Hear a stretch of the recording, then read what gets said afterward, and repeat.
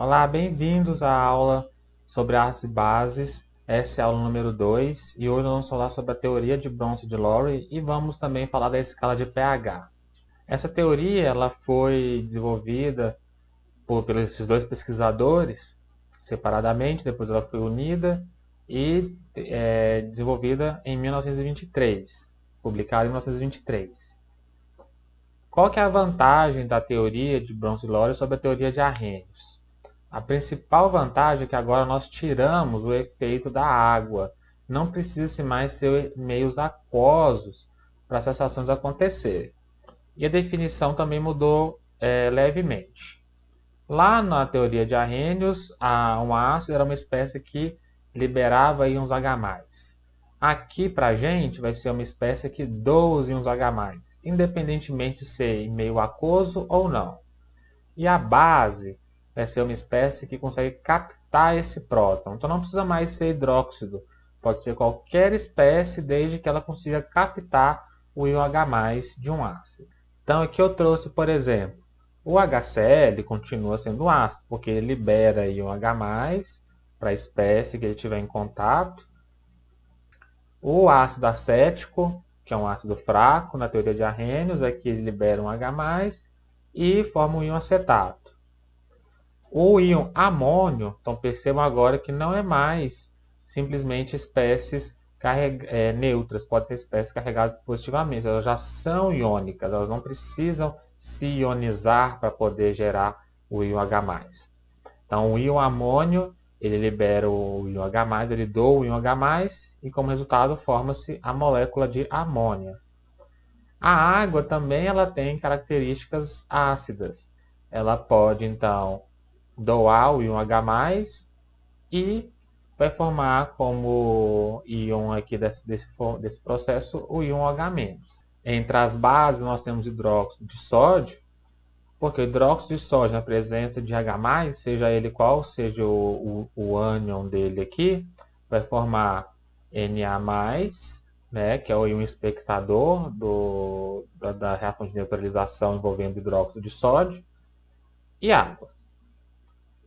O ácido acético, ou melhor dizendo, o íon acetato, ele pode receber o próton e volta a formar o ácido acético.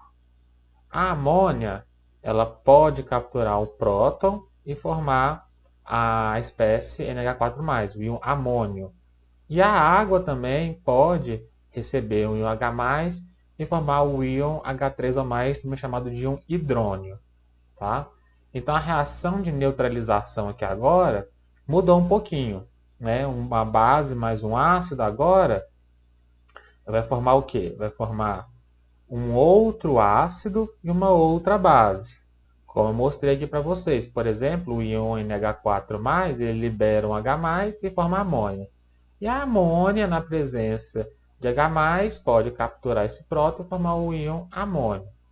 Então nós definimos o seguinte: todo ácido, quando ele perde o seu íon H+, ele forma uma base. E essa base a gente chama de base conjugada. Tá bom? Uma base, na hora da reação de neutralização, ela vai captar o íon H+, vai formar agora uma espécie que é o ácido conjugado. Então vamos pegar, por exemplo, aqui a situação da amônia. A amônia aqui, ela é uma base, porque ela está capturando um próton, e formou então o seu ácido conjugado, que é o NH4+. O íon amônio, na hora que ele reage com uma base e perde esse H+, ele vai liberar o H+ para a base e vai gerar sua base conjugada, que é a amônia. Tá bom?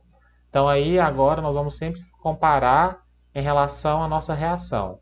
O que é o ácido, o que é a base, o que é a base conjugada, o que é o ácido conjugado.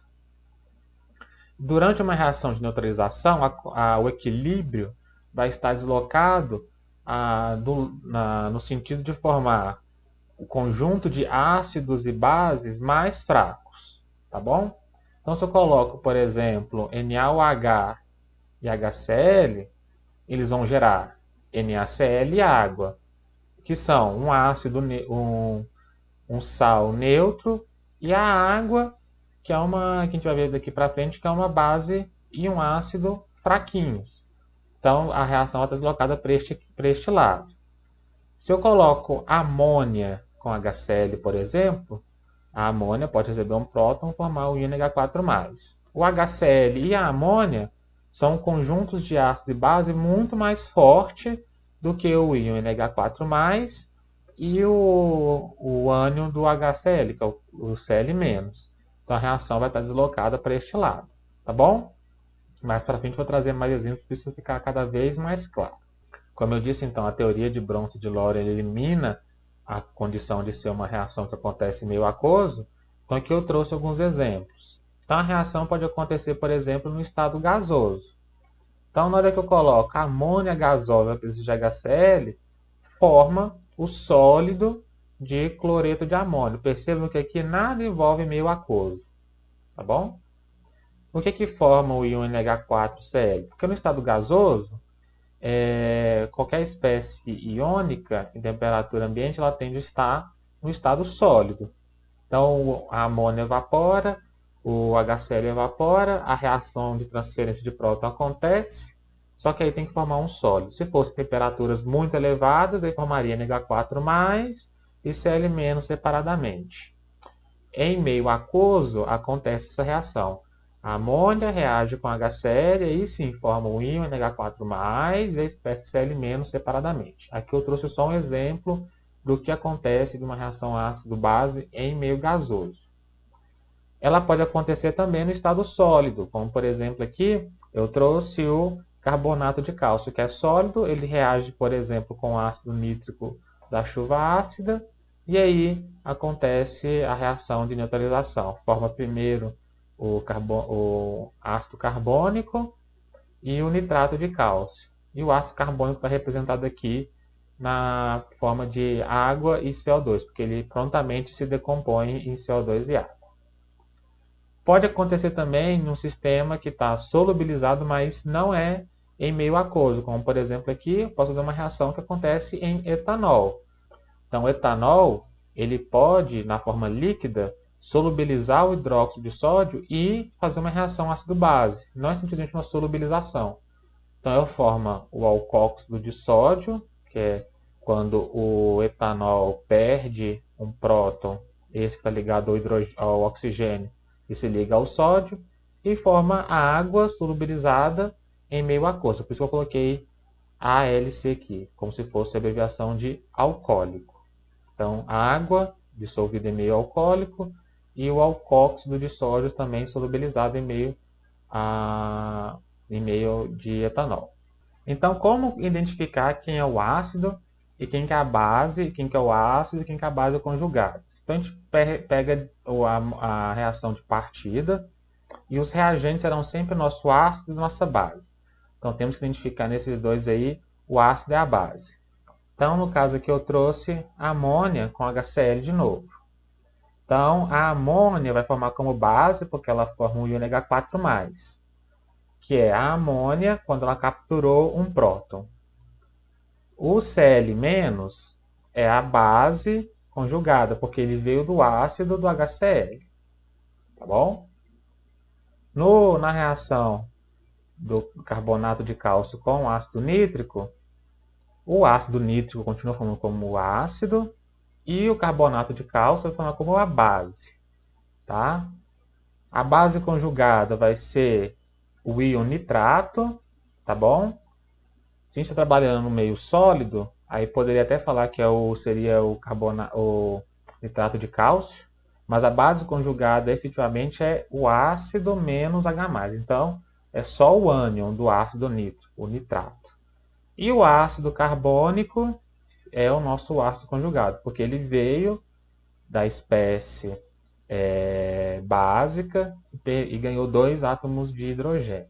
E nessa reação aqui, o cálcio é o espectador. Eu posso simplesmente eliminar o cálcio daqui, que daria também para identificar, que seria essa forma aqui. O íon CO3 2-, carbonato, reage com o ácido nítrico, forma o íon nitrato mais ácido carbônico. Então, essa é a base, esse é o ácido, essa é a base conjugada e esse é o ácido conjugado. Tá bom? Falar que o carbonato de cálcio é a base ou que o nitrato de cálcio e a base conjugada também não estaria errados, tá bom? Mas se a gente quiser identificar quem realmente é a espécie que está ganhando ou recebendo elétrons, a gente elimina os íons espectadores da nossa reação. No caso do etanol, ele doa o H+ do hidróxido de sódio. No caso aqui, só o OH-, né? O sódio é um espectador também. Então, esta aqui vai ser a espécie ácida, o etanol funciona como ácido, e o NaOH como uma base, como aconteceu anteriormente. Então é formado o alcóxido de sódio, que é a base conjugada, né? O etanol então perdeu o H+, transformou-se nessa espécie, que é a sua base conjugada. A base, que é o OH-, recebe o próton e se transforma em água. Então aqui ela funciona, a água vai funcionar como um ácido conjugado. Agora nós temos que pensar o seguinte: se eu sair do meio aquoso, nós temos que desconstruir um pouco nossos conceitos, quando a gente muda a teoria. Então aqui eu trouxe para vocês uma reação, por exemplo, do ânion do metano, do CH4, ele vai reagir com o OH-. Nós estamos acostumados com o OH- sempre ser uma espécie que recebe H+. Mas nesse caso, o íon CH3-, ele é uma base muito mais forte do que o OH-. Neste caso, então, o OH- vai doar o seu hidrogênio. Isso mesmo. A hidroxila, se ela tiver em presença de uma base que seja mais forte do que ela vai doar o H+ dela. E vai ficar uma espécie O2-. Parece um pouco complicado, né? Mas é isso que acontece. Nós temos que desconstruir um pouco os nossos conceitos. Então aí a base agora é o CH3 e o íon H-, que a gente largamente usa como uma base. Neste caso aqui vai funcionar como um ácido. Tá? Aí analisando, então, se ele é um ácido, a espécie que perdeu um próton a partir dela, que é o O2-, é a base conjugada. E o CH4, que é uma espécie, é a espécie proveniente do CH3-, que recebeu um H+, vai ser o nosso ácido conjugado. Essa reação, se ela entra em equilíbrio, essa espécie O2-, ela pode captar um próton do CH4 e voltar para a reação de partida. Tá? Vamos analisar aqui agora o ácido sulfúrico e o HF. São dois ácidos, mas eles conseguem transferir prótons entre si. Como, por exemplo, o ácido que for mais fraco entre os dois vai se comportar como uma base. Neste caso aqui é o HF. O ácido fluorídrico, que em água se comporta como um ácido, se ele for solubilizado em ácido sulfúrico líquido, o HF vai funcionar como uma base. Ele vai receber um próton e formar a espécie H2F+. E o ácido sulfúrico, ele não tem força, o segundo próton dele não tem força suficiente para ser transferido para HF, então fica na forma de HSO4-. Esse, então, o ácido sulfúrico funcionou como ácido, então a base conjugada é a espécie proveniente dele que perdeu um próton, e o HF funciona como uma base, e a espécie H2F+, que é proveniente dela com um H+, é o ácido conjugado. Se eu coloco o HF agora para reagir com uma base, no caso aqui uma base inclusive mais forte que o H-, a reação continua acontecendo normalmente e ele se comporta como um ácido. Então, o CH3- ele vai captar um próton, continua funcionando como uma base aqui, que o HF ele é mais ácido do que o CH3-, então o CH3- vai funcionar como uma base, pega o próton e se transforma em metano, CH4. E esse aqui vai ser seu ácido conjugado. O HF perde esse H+, e forma um íon fluoreto, F-, que é a sua base conjugada. Então sempre vai funcionar da seguinte forma: uma espécie agora ela vai funcionar como um ácido, como uma base, dependendo de com quem que ela esteja reagindo. Se for uma espécie mais básica do que ela, ou um ácido mais fraco do que ela vai atuar como ácido. E ele vai transferir o seu próton.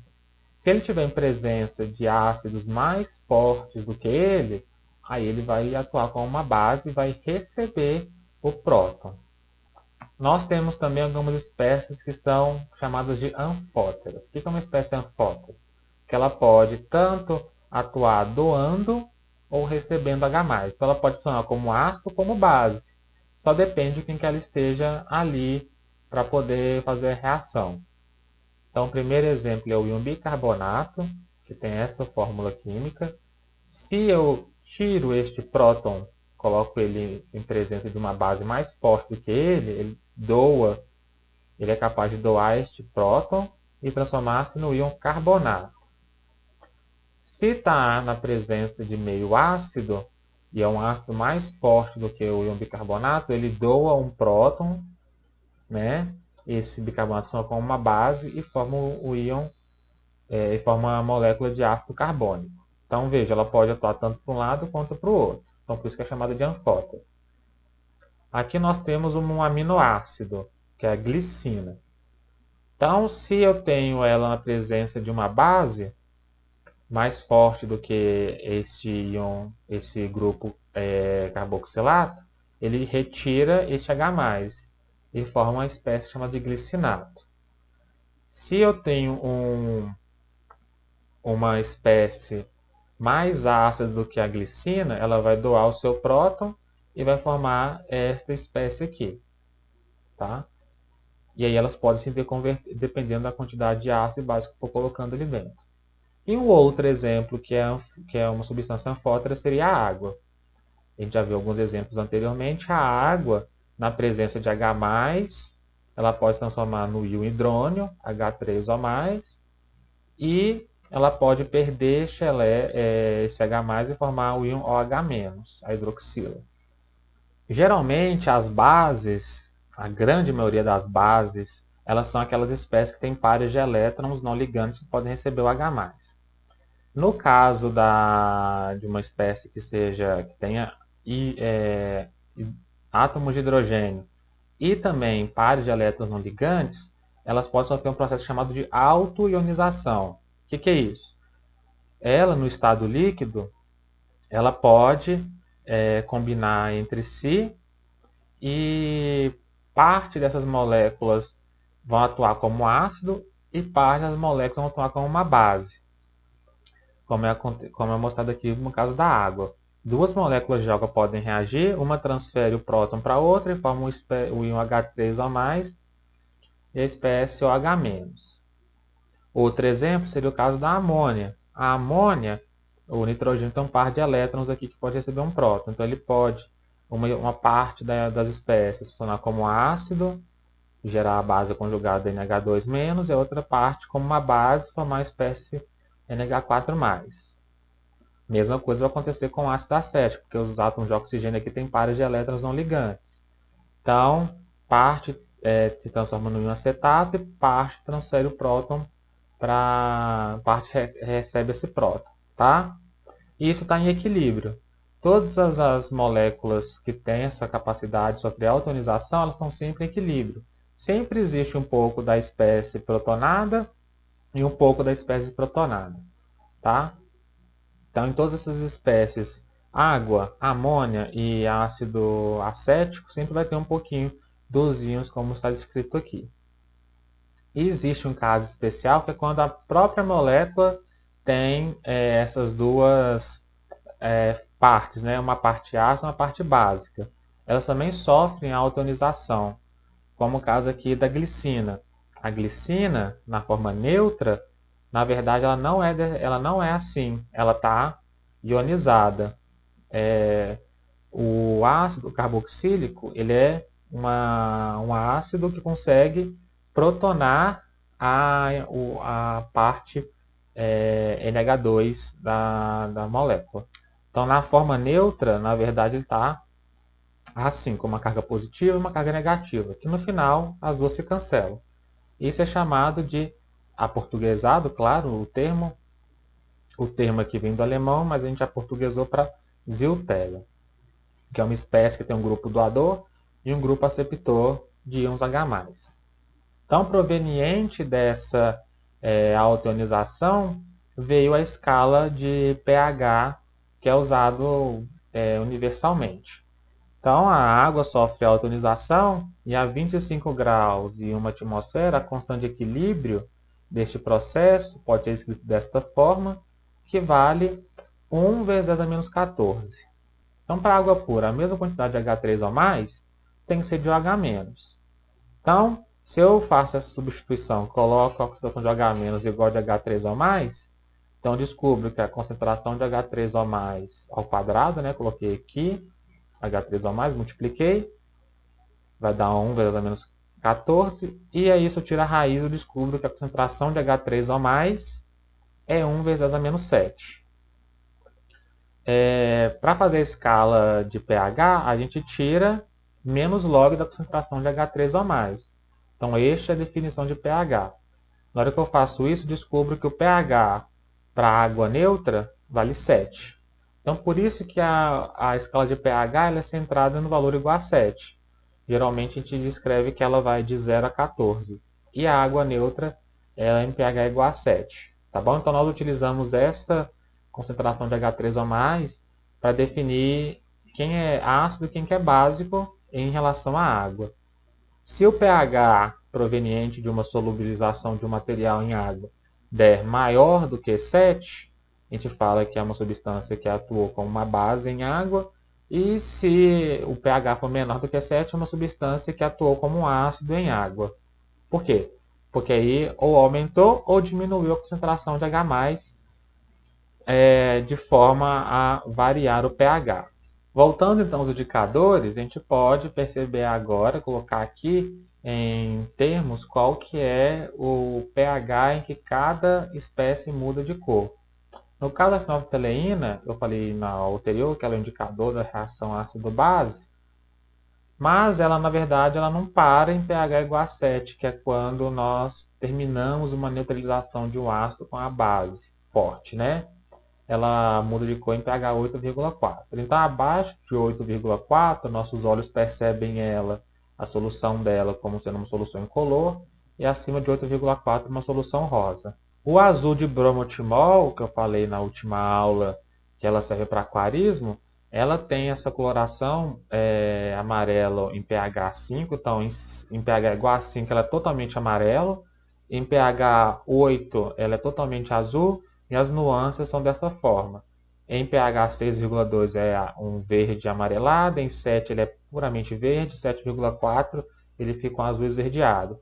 Então, como está em torno de 7 e tem várias colorações possíveis de ver aqui, é usado em aquarismo, que a gente está trabalhando nessa faixa.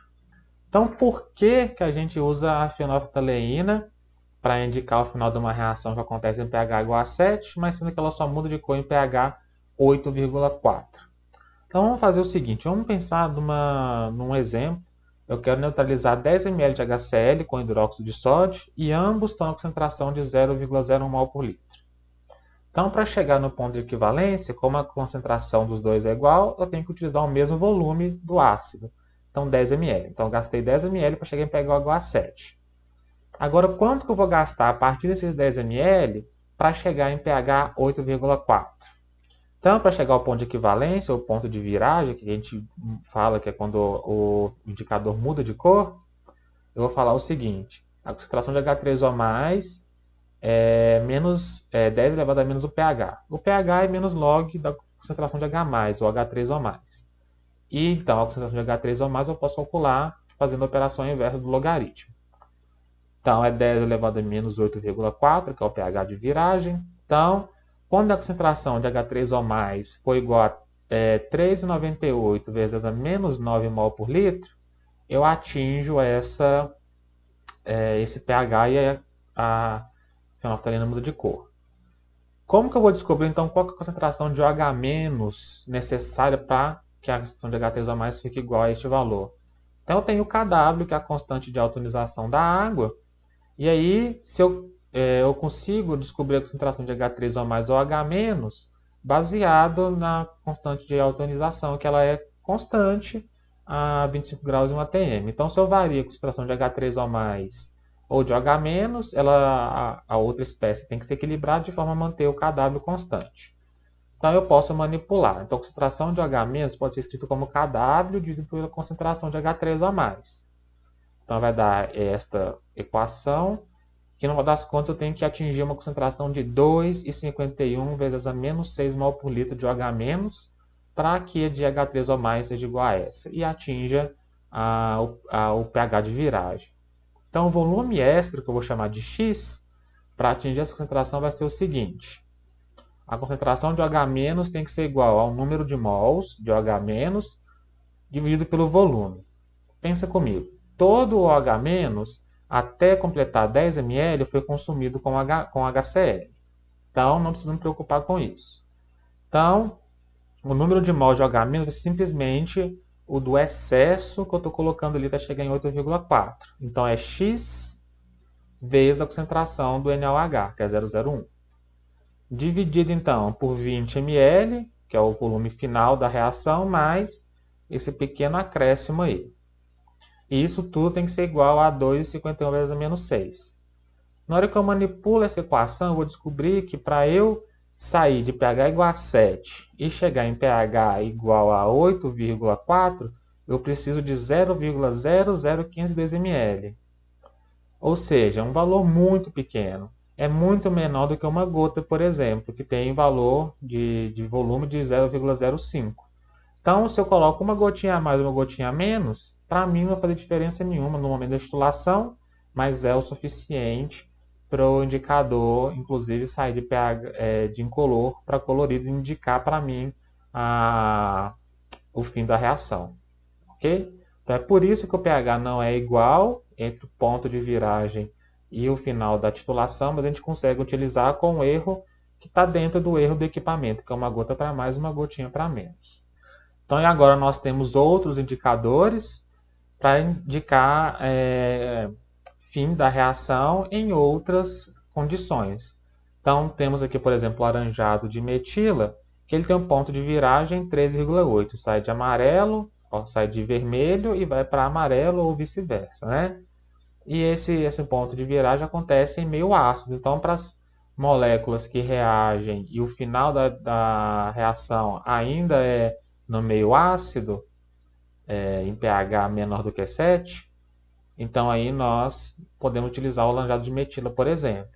Ou então, se for o contrário, algumas reações cujo final delas acontece por volta de pH 10, com o meio básico, nós podemos utilizar a timoftaleína, que ela tem um ponto de viragem aqui em torno de 10. Então, antes de 10 é uma solução incolor, acima de 10 é uma solução azul.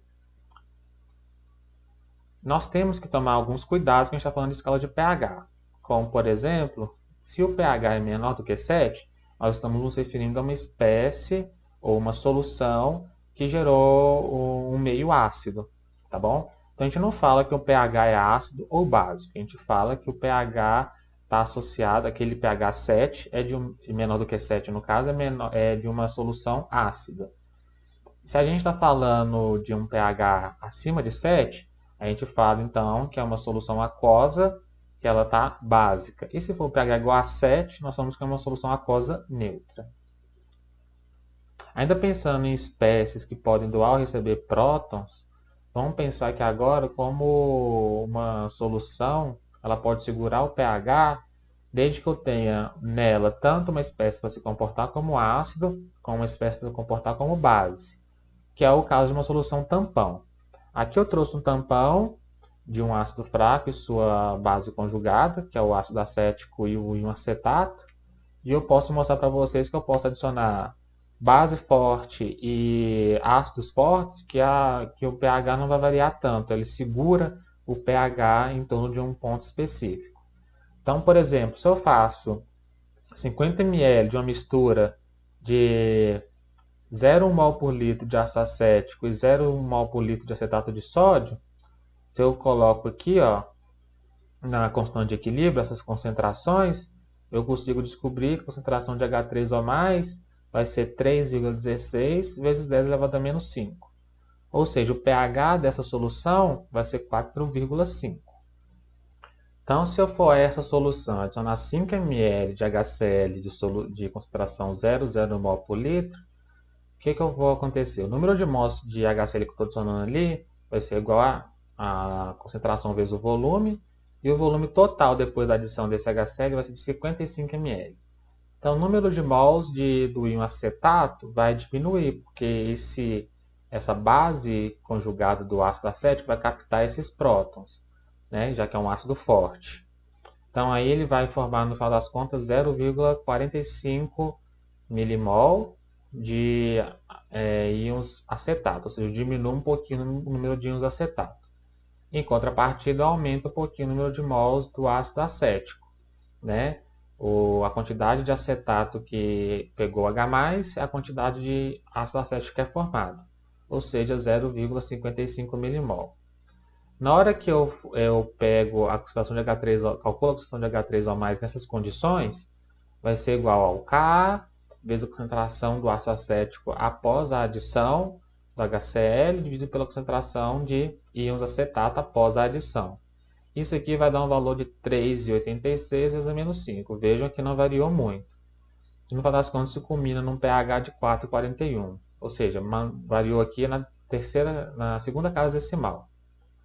Se eu faço a mesma coisa na solução de partida, adicionando 5 ml de NaOH, que é uma base forte, também de concentração 0,01 mol por litro, então aí eu atinjo a concentração de H3O+ de 2,59 vezes a menos 5. Vou omitir a conta aqui, vocês podem tentar fazer. E o pH final dá 4,58. Tá? Então veja que as duas situações eu coloquei ácidos fortes, bases fortes, e ainda assim no final eu obtive um pH muito próximo ao pH de partida. Então por isso que é chamado de uma solução tampão. Ele tampona, deixa ele parado, basicamente o pH. E se fossem ácidos e bases fracas, essa variação seria inclusive menor. Então é isso. Na próxima aula nós vamos continuar falando sobre solventes e vamos falar também de como é a escala de pH fora da água. Então até lá, gente.